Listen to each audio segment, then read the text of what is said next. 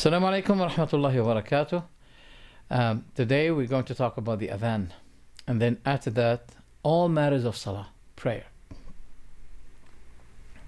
As for the adhan, we know that the adhan means the announcement, the declaration for the entrance or entering time of the prayer.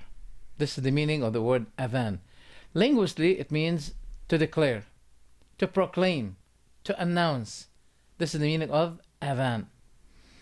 The significance of the adhan is really great. The Prophet ﷺ said, "Al-mu'adhdhinu yughfaru lahu mada sawtih." The giver of the adhan will be forgiven relatively to the range of his voice. That means if he sounds more, his reward is more. وَيَشْهَدُ لَهُ كُلُّ رَطْبٍ وَيَابِسٍ.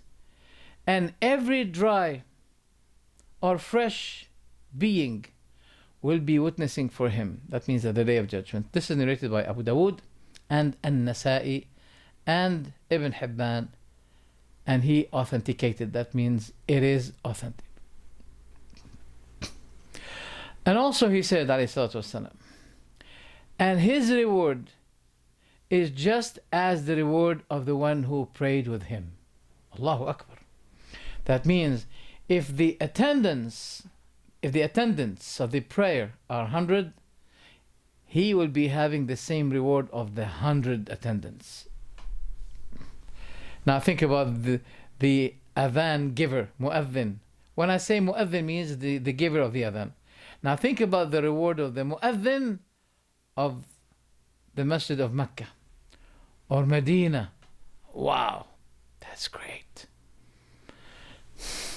This narration, narrated by An-Nasa'i authentically.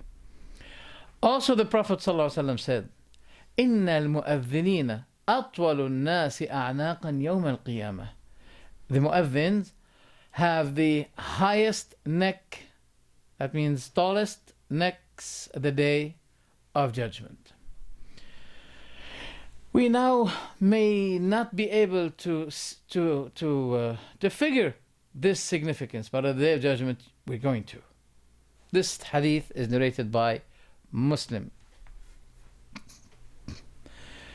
Another hadith, the Prophet ﷺ said, whoever keep giving adhan for 12 years, Jannah becomes obligatory for him. من أذن 12 سنة وجبت له الجنة وكتب له بتأذينه في كل يوم 60 حسنة. And it will be recorded for him, written for him, registered for him with every adhan for the one day 60 good reward. وبكل إقامة 30 حسنة. And when he gives iqama, we have adhan and then iqama. Iqama means now the declaration of standing for prayer. The first one, the adhan, is declaring that this is the time of the prayer. Iqama is the declaration that of the establishment of the prayer. We can call both adhan linguistically because both are declaration. But as a term to differentiate between adhan and iqama, now we understand that adhan is the declaration of the prayer, iqama is the declaration of establishing the prayer. So the first is for the time, the second is for the standing for the prayer. This hadith is narrated by Ibn Majah and Al-Hakim and Al-Bayhaqi authentically. Now, how did this adhan begin? The Muslims used to be meeting for every salah without any call, without declaration, without announcement. So they found that there's a way, a needing way, to do and to make anything to establish the prayer with. So some of them, they said, we take naqus. Naqus is the bell. just like the bell of the Christians. That's what the narration says. Some of them, they said, no, we take a horn, just like the horn of the Jews. One of the companions, whose name is Abdullah bin Abdi Rabbih, he said, when the Prophet ﷺ ordered the naqus, the bell, because that was the Prophet decided to use the bell of the Christians. Always, when the Prophet is given choice between what the Jews do or what the Christians do, he prefers the Christians because they are closer to the guidance than the Jews. Because the Jews always, their way, they know the truth, they oppose it. Anyway. But he hated to use the bell because it is a Christian attitude. He didn't like it. But Muslims needed it. So as I was sleeping, a man passed by me in the dream. That he's telling what happened to him in the dream. And the man was lifting a bell.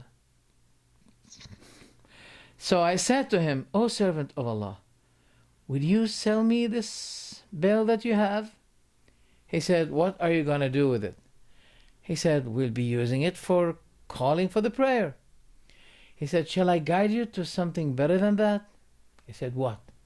He said, you say, when you want to call for the prayer, Allahu Akbar, Allahu Akbar, Allahu Akbar, Allahu Akbar, Ashhadu an la ilaha illallah, Ashhadu an la ilaha illallah, Ashhadu anna Muhammadan Rasulullah, Ashhadu anna Muhammadan Rasulullah, Hayya ala salah, Hayya ala salah, prepare for the prayer.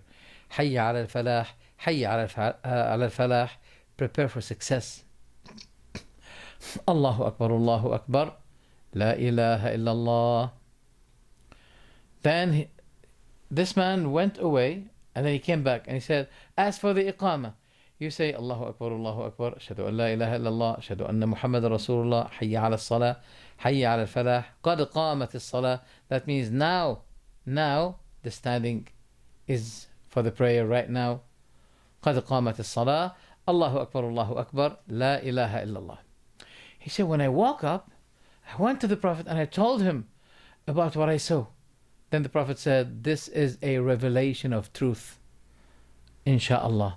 So stand up and relate what you saw to Bilal.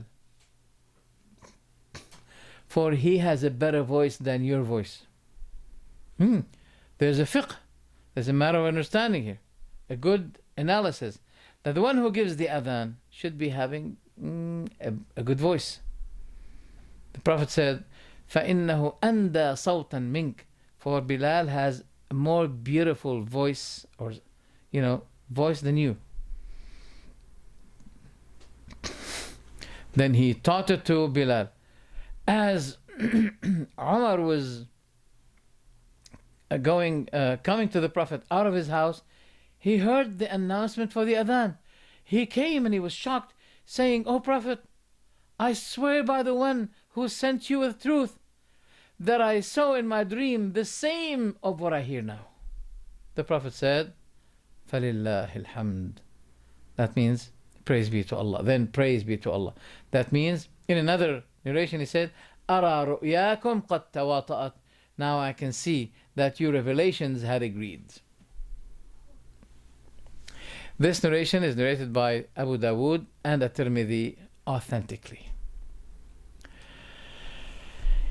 What is better for the listener of the adhan? The listener of the adhan should be saying exactly the same of what the mu'adhin says. Except in Hayya ala salah, Hayya ala falah, when he hears that, he will be saying after him, La hawla wa la quwwata illa billah. Then the mu'adhin will end by saying, La ilaha illallah.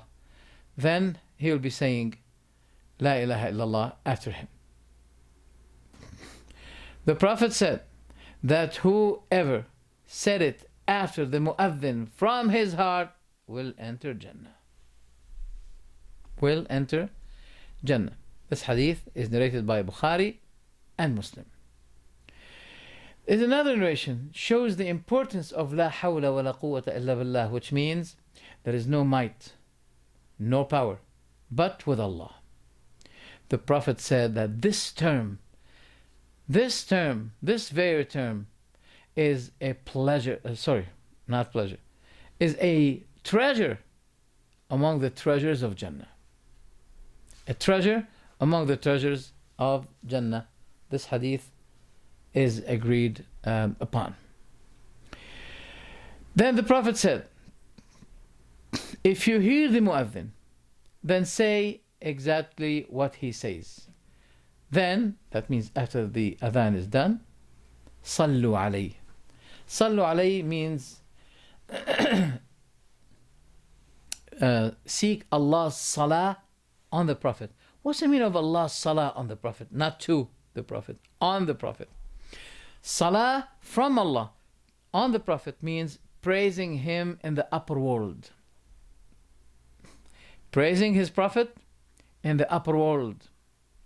So the Prophet says, so say exactly what the mu'adhin says, then give salah on me. For whoever asks Allah's salah, that means praising his Prophet, then Allah will be praising that person 10 times. Then ask Allah for me, the wasila. Wait a minute. Some people say, oh Prophet, we ask you the wasila. It's wrong. Here the Prophet is saying, ask Allah the wasila for me. He didn't say, ask me the wasila. Why we ask Allah to grant his Prophet the wasila? The Prophet continued by saying, it is worth it for one person, and I hope one servant among the servants of Allah, and I hope that I am that servant. So whoever asks Allah wasila for me will be granted my shafa'ah, intercession. Whoever asks Allah, so now we now know the meaning of wasila. Wasila is the highest level in paradise, which is fit for one person. And the Prophet said, I hope that I am that servant of Allah. That means I deserve it. So whoever asks that high grade for me, then he will be attaining shafa'ah of me. Then he will be attaining the shafa'ah from me. Now, what is the text of this supplication? Well, first, after he hears the adhan, he says, Allahumma salli ala Muhammad. Then he says, اللهم رب هذه الدعوة التامة والصلاة القائمة آت محمدا الوسيلة والفضيلة وابعثه اللهم مقاما محمودا الذي وعدته. Don't say إنك لا تخلف الميعاد. This is weak. This edition, إنك لا تخلف الميعاد, is weak. Okay? It's not authentic. I'll repeat it. اللهم رب هذه الدعوة التامة والصلاة القائمة آت محمدا الوسيلة والفضيلة وابعث الله مقاما محمودا الذي وعدته. Stop. That's the end of it. So this is the way we can attain shafa'ah. That is to ask Allah the wasila for the Prophet. What people do today, they ask the Prophet after his death. They ask him the wasila. It's based on ignorance. The hadith is very clear. Okay?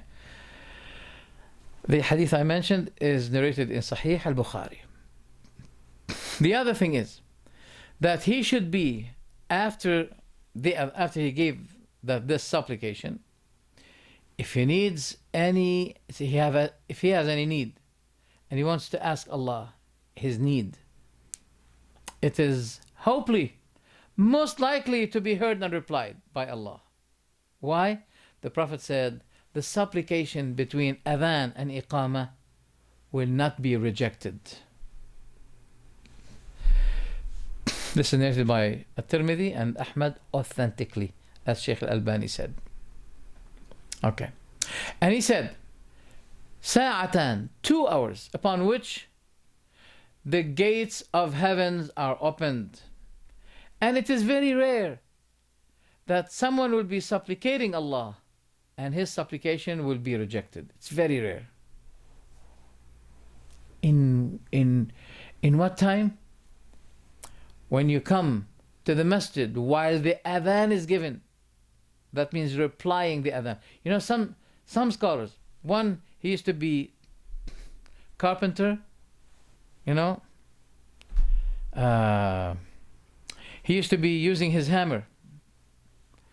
So when he hears Allahu Akbar, he doesn't return the hammer. He stops and he goes to the masjid. He doesn't say, well, yeah, I'm hearing the adhan, but let's give the last hit. No.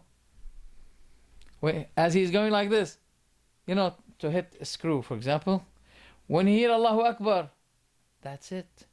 He doesn't return the hit. He just put the hammer away and goes to the masjid. Do we do that? No. So, to be attending after you hear the adhan and standing in line for the sake of Allah. That means in times of war, if there's a war, jihad, etc. This hadith is narrated by Malik and Al-Hakim, and Sheikh Albani rahimahullah, he authenticated it. He said it is authentic. Now I have to say to you that you know, it's been mentioned here and what Sheikh Albani said, but believe me, alhamdulillah, I've been checking my merchandise and goods. I never quote any weak hadith, inshallah, because that's my way. That's my strategy. I never quote any weak hadith. Some matters that are related to the topic of the adhan. Number one, that if he hears the adhan and he is inside the masjid, he should not be leaving the masjid except for an excuse. Abu Hurairah saw a man exiting the masjid after the adhan. Then Abu Hurairah kept looking at him, following him like this until he said, this man has disobeyed the sunnah of Abu al-Qasim, that means Rasulullah sallallahu alaihi wasallam, the Prophet. Now, is that it? No, there are some exceptions for this case. Maybe the man is going from masjid to another masjid, for example. Yes, in this case, it's okay.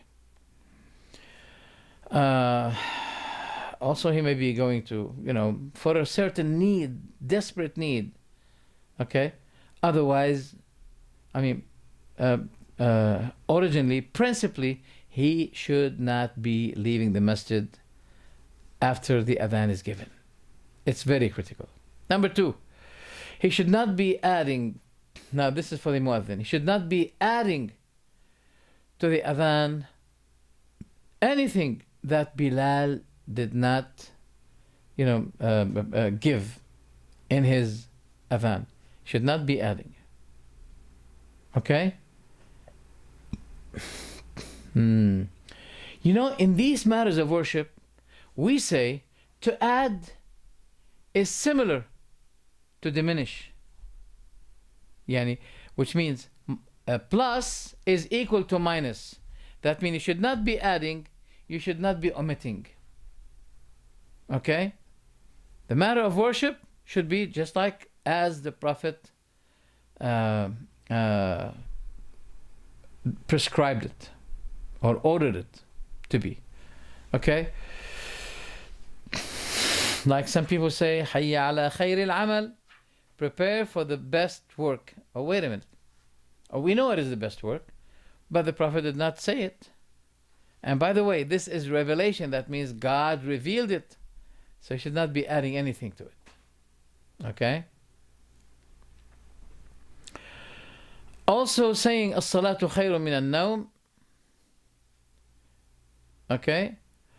Also, it's been narrated by Anas that it is of the sunnah. If the muadhin at Fajr said, Hayya ala as-salatu khayrun min al-nawm, that the one who hears it says, Sadaqta wa barart. It's been narrated that Anas said, if the muadhin said, as-salatu khayrun min al-nawm, then yani, that is to be added. It is of the sunnah. When Anas says it is of the sunnah, then that means no one, he must have taken it from the Prophet sallallahu alaihi wasallam. Okay. So these are the matters of the adhan. Adhan is great. Once the Prophet was, passing by villages, and this is the last period of the Prophet's life. He used to be the leader of the peninsula, okay, the commander, and now his mission becomes just like the mission of Sulaiman alayhi salam. He was the commander of a great army. So the Prophet used to be passing by some villages. If he hears the adhan, he keeps going away. If he doesn't hear the adhan, that means those are pagans. The Prophet attacks.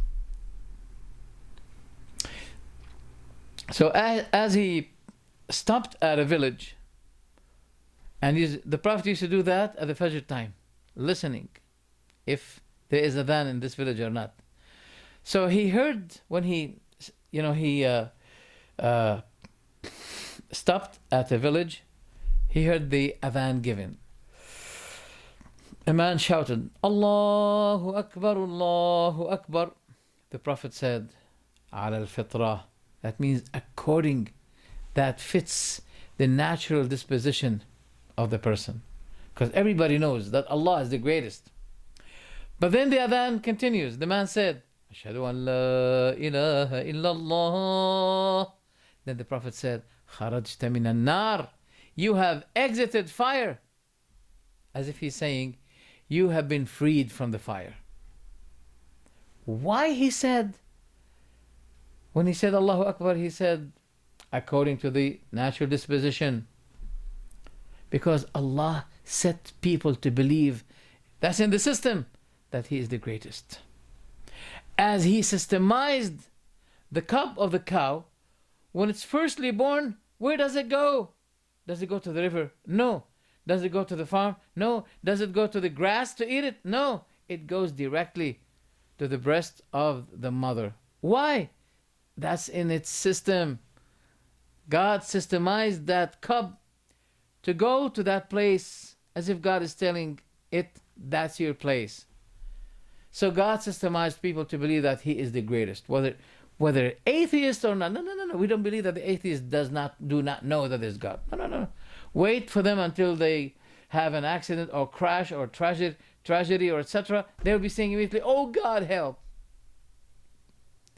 So it's natural for anyone to believe that God is the greatest. That's why the Prophet did not say to him anything. He did not say to him, "You are free from hell," until he said,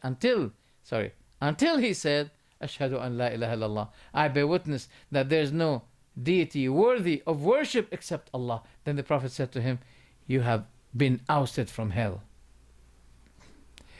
So that shows the greatness of this adhan. And alhamdulillah for his guidance. We don't use a horn. We don't use a bell. But we use Allahu Akbar. Allahu Akbar. Ashhadu an la ilaha illallah. Ashhadu anna Muhammadan Rasulullah. Alhamdulillah for his grace and for his guidance. Assalamu alaikum wa rahmatullahi wa barakatuh.